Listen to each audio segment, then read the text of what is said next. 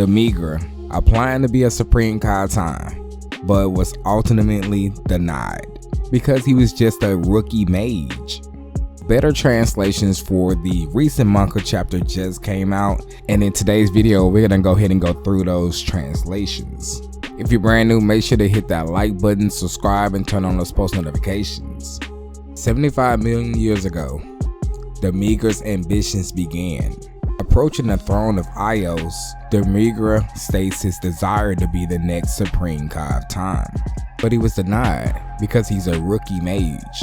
He didn't meet the criteria. She didn't see those qualities in him.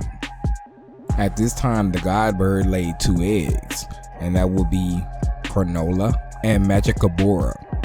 Because of their outstanding performance, she entrusted them to follow the rules set by the time gods. At this time, Demigra felt played. He felt like they didn't see his potential or his power. He goes to YeLLa and asks can he be a disciple. She said no, she really can't do it. Then he goes to Magicabura, and he was denied there as well, but he did say he'll let him work for him as one of his subordinates. So seeing no way of being any type of intern to one of the potential candidates for the Supreme Kai of time, he goes his own way, and he spots 2 low-level mages, Poutine and Gravy. Just like you would see in school, they begin to chatter about stealing the Supreme Kai of time role from Magicabura, telling one another that if they became one of the subordinates of that guy, Magicabura, they could live a happy life. Demigra was offered that, but they wasn't. They also began to mention that if they was around the guy like that, then they can learn some new magic tricks from them as well. While they're chattering, Demigra can also hear them from behind a pillar. We're hearing what they're saying. They also mentioned that was their intention of accepting Demigra's offer to get closer to Magicabura. So Demigra really didn't have any true friends. They always trying to use them to get to the Dark Demon King. Going back to present time, Demigra is thinking about all these things, and with that determination and remembering all the hurt he had back in his past life, he says no matter what or who it is, they all misjudged him and begin to put everything he has into his blast, going against Bardock, Goku, and future Gohan. But the Saiyans, they put everything they got as well. And the mortals, they proved to be victorious. Demigra is being overwhelmed by the blast, and his last words is, "This can't be the end until I make you appreciate my power. My ambitions will never end." YeLLa, she sees everything and she's pretty much excited, screaming that they did it. But Ios, on the other hand, realized that Demigra's minions have disappeared. And while they can be happy about this right now, this is not really the end. But regardless of that, they should go ahead and celebrate and call it a day for now. So everybody's teleported back to the selection round where everything pretty much began.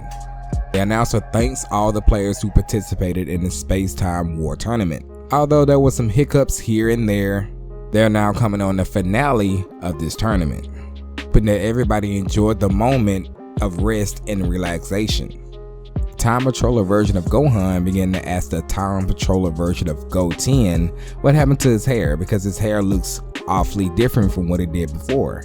And crying and shaking his head or his hands, he points over to the Super 17 with a mask on, saying that even though this guy is strong and he did help him get rid of a lot of the enemies, he didn't care if he was in the blast radius or not. Frieza begins to look over at Cumber, calling him Mr. Evil Saiyan, saying that he's pretty much interested in his power. His power is great. Would he mind putting it to use in his army? Essentially trying to recruit the Evil Saiyan. But Cumber ignores him, which pisses off Frieza, him stating in his mind that this is why he hates the Saiyans. Heart's looking on at the situation, all that transpired. He sees both Ios, YeLLa, and Goku, and he's looking at both of the Kais of time, thinking to himself, the gods, in that exhausted state, I can easily slay both of the Supreme Kais. That's when a thought comes in his head that says, don't do it. And it was Hit knowing that Hearts can read minds, know that if he thought this, Hearts would hear it. going on to tell Hearts that I don't need to hear your heart to sense your killing intent. So saying that people not just gonna stay quiet around here while you go on a rampage. You will be interrupted, you will be fought, and you most likely will not win. I also like the fact that Hearts still keeps his goal in mind about pretty much getting rid of all gods. That's why they call him the God Slayer. Hearts, he comes to terms with this, but then that's when he's slapped on the back and asks what's up with the gloomy face. It's Vedro. She's asking if he missed Lags, is he thinking about Lags? But she calls her his Glass Tribe friend, asking him is it a girl? Do he like her? Has he confessed his feelings for her? Zano Pan hears this as well, trying to get into the conversation because it's getting juicy to her. But Hearts laughs it off by saying that she's totally just a normal girl. But Vedro replying that she has to go see her darling, talking about Yamcha here, telling him that after they get married, they can stay together forever. To which all Gohan see this. We see Capsule Corp version of Gohan, the Future Warrior in Black Gohan, as well as the Time Patroller version of Gohan as well. They all are happy for him, with two of them actually congratulating him. To which Vedro pretty much thanks everybody for the congratulations, but she drops a bombshell that she will send out invitations in 1200 years. And her custom in the Glass Tribe is custom that they have to wait 1200 years before they can get married.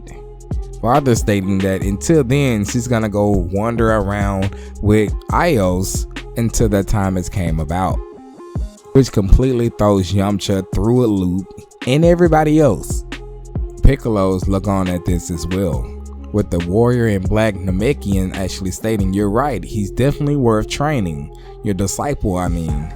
To which our Piccolo just says, yeah.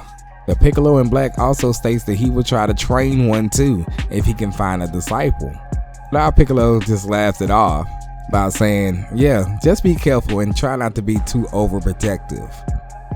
Time Patroller Trunks as well as the Future Warrior in Black Gohan meet back as well, saying it was nice to meet each other and that they are pretty strong. Of course, the future version of Gohan returned that favor back to Trunks as well. Ios then hands back the time scrolls to the original Supreme Kai Time, the current one, stating that she is doing a okay job, a fine job at it, even though she still thinks one true history would solve everything, allowing the current Supreme Kai Time to continue the way she's handling things, but if things step out of line again, she will come back and get involved. And of course, just like we see in the promotional anime and the manga, the Warriors in Black will follow Ios. They're going to be leaving with her, they're not staying or anything like that. It's finally time to get everybody back to their original history, but the Gokus want to settle a score. Ios has no problem with this as she makes a stage, restore their health, having everybody witness this one last battle. He does comment that the Saiyans truly do love the fight, and it was very interesting to see Goku put away his power pole. He can make it disappear and reappear at whim. Before the announcer can even finish announcing the fight, he's already thrown back just by the sheer force of their first punch. And after many punches and kicks, mind you in base form, they have a beam clash. Standing there in a iconic poses, CC Goku says, time to see who's stronger, me or me. The Time Patroller version of himself saying, let's settle this once and for all this time.